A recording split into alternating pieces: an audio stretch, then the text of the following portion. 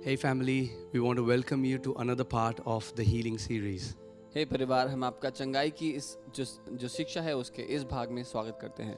It is my prayer that you get the revelation from the word that healing has been already provided for you. और मेरी यही प्रार्थना है कि वचन से आपको ये प्रकाशन मिल जाए कि चंगाई आपके लिए पहले से ही दे दी गई है। That's why today I want to talk a little bit about stop trying to earn your healing.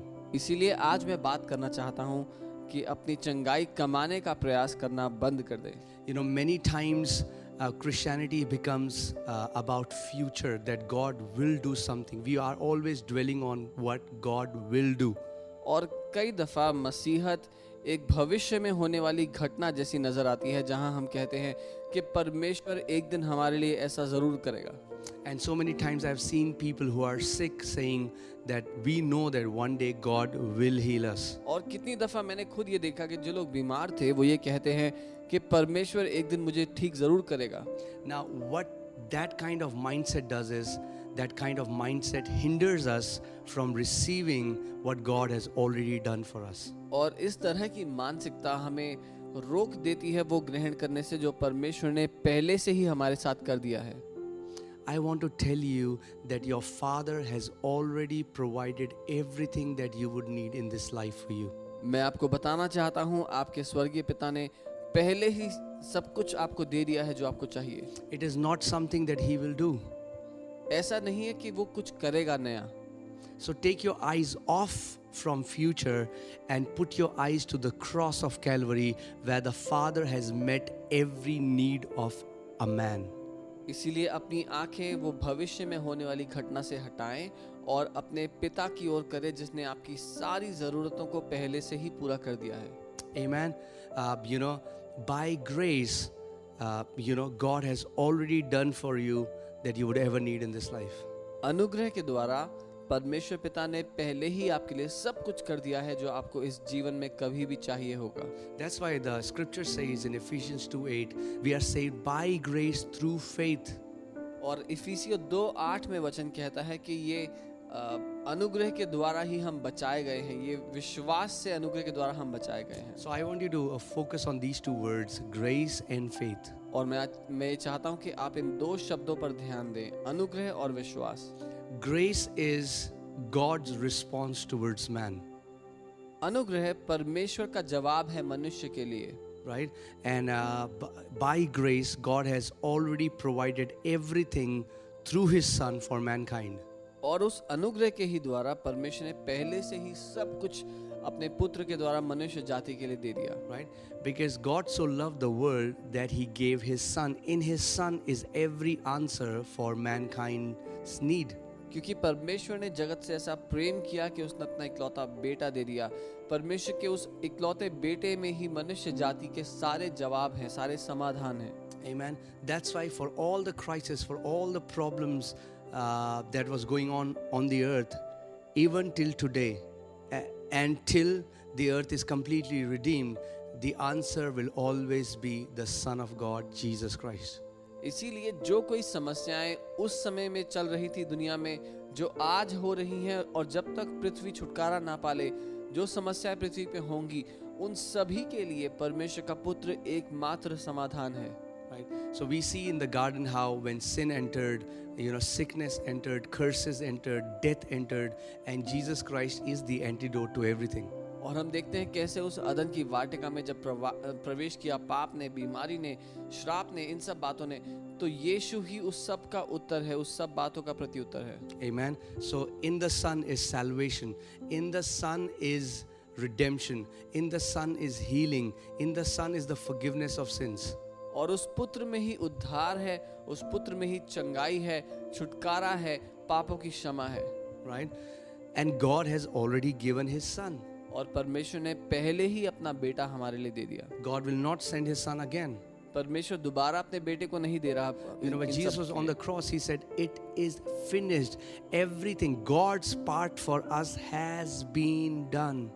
जब यीशु ने क्रूस पर अपनी जान दी, उसने कहा कि अब समाप्त हुआ, सब कुछ संपूर्ण हुआ। परमेश्वर की ओर से जो कुछ उसने करना था वो कर दिया। So now, if I can say this way, there is nothing left for God to do for us. तो अगर मैं हकीकत कहूँ तो अब कुछ भी बाकी नहीं बचा कि परमेश्वर हमारे लिए नया करे, That's grace. और यही अनुग्रह है। By grace, God already did it for us. अनुग्रह के द्वारा परमेश्वर ने पहले ही हमें सब कुछ दे दिया, कर दिया हमारे लिए। But just because God sent His Son doesn't mean everybody got saved automatically. लेकिन सिर्फ इसलिए कि परमेश्वर ने अपने बेटे को भेज दिया, उसका ये अर्थ नहीं कि हर किसी को उद्धार अपने आप मिल गया। Now the Bible says we are saved by grace through faith. और बाइबल कहती है हम अनुग्रह से विश्वास के द्वारा बचाए गए। Now, as grace is God's response to us, faith is our response to God. अब जैसे अनुग्रह परमेश्वर का जवाब है मनुष्यों के लिए, विश्वास करना मनुष्यों का जवाब है परमेश्वर के लिए। You know, so it's our response to Him. It's our response to His response. और ये हमारी जो हम वापस उत्तर दे रहे हैं परमेश्वर की ओर से जो आया उसके लिए। Right? So, when we believe what God has already done, what happens is we are able to receive what God has done for us. तो जब हम मान लेते हैं जो परमेश्वर ने पहले से हमारे लिए कर दिया है, जब उसको हम ग्रहण कर लेते हैं, मान लेते हैं, तो वो अपनी जिंदगी में हम देखने लगते हैं, उसको पा लेते हैं। Amen. And in salvation, if you see always, you will read forgiveness of sins and healing comes together. और जब कभी आप देखेंगे वचन में उद्धार के प्रति पापों की क्षमा और बीमारियों से चंगाई हमेशा साथ में आए हैं। See, many times we are not able to receive a healing because we don't understand it the way we understand salvation. और कई दफा अपनी चंगाई को हम इसलिए ग्रहण नहीं करते क्योंकि हम चंगाई को उद्धार की तरह नहीं समझते। Just think about it. How do we preach the gospel? और कल्पना कीजिए हम सुसमाचार कैसे सिखाते हैं, प्रचार करते हैं। We say हम कहते that हैं Jesus Christ came, कि यीशु मसीह आए, He died, उन्होंने अपनी जान दी, He became sin, वो पाप बन गए, went on the cross, क्रूस पर चले गए, was buried, वो गाड़े गए, was resurrected. मुर्दों में से जिंदा हुए। The Father raised Him on the third day. पिता ने तीसरे दिन उनको उठाकर खड़ा किया। If you believe this, अगर आप ये मानते हो you will be saved. तो आप उद्धार पाओगे। Amen. आमीन। We never tell people लेकिन हम ये कभी नहीं कहते लोग that God will save you, कि परमेश्वर एक दिन आपको बचाएगा, or now it is God's part to save you. या फिर अब ये परमेश्वर की जिम्मेदारी है कि वो आपको बचाए। We preach it saying God has already done His part of the salvation. Now you have to believe and then you have to receive. हम यूं कह करके प्रचार करते हैं कि परमेश्वर ने अपना हिस्सा पहले ही पूरा कर दिया, अब आपकी बारी है कि आप विश्वास करो और ग्रहण कर लो उद्धार। You know, if for example a person comes to you and they say, brother, I want salvation, we would never say, okay brother, I'll pray and one day God will save you.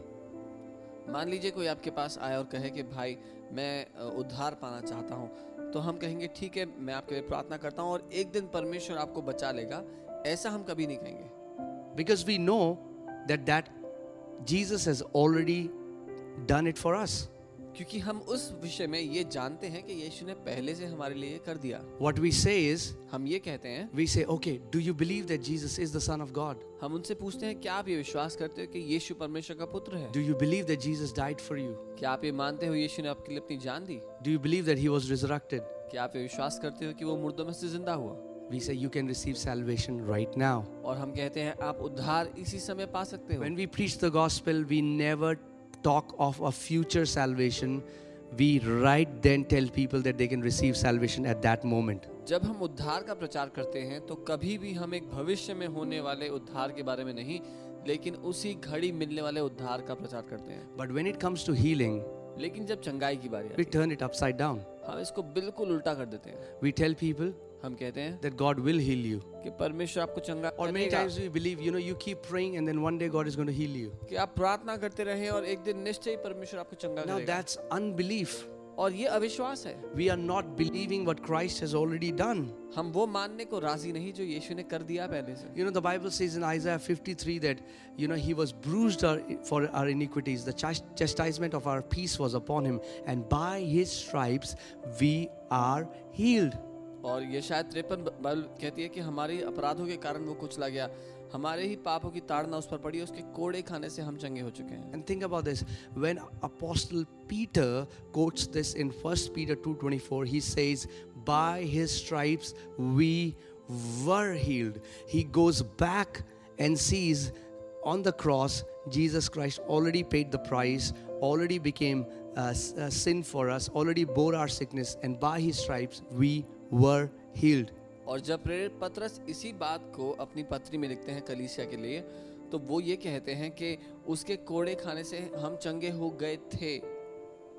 Amen. So understand, God has completed his part for mankind's healing. इसीलिए जान लीजिए परमेश्वर ने अपना योगदान पूरा कर दिया मनुष्य की चंगाई के लिए.